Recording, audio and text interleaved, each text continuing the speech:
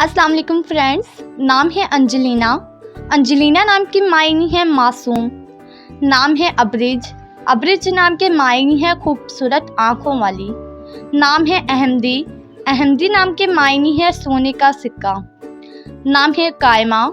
कायमा नाम के मायनी है रहम करने वाली। नाम है कैसरा। कैसरा नाम के मायनी है मलका।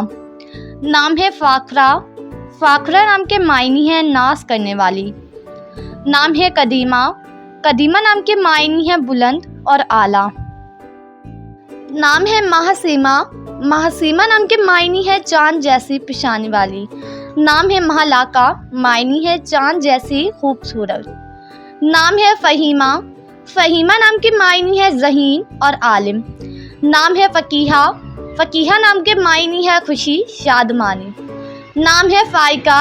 फ़ाइका नाम के मायनी है अकल वाली। नाम है फ़ेरोज़ा। फ़ेरोज़ा नाम के मायनी है कीमती पत्थर। नाम है गज़बीला। गज़बीला नाम के मायनी है नाज नखरे दिखाने वाली। नाम है अनबरीना। अनबरीना नाम के मायनी है एक जेवर का नाम। नाम है अलीशा।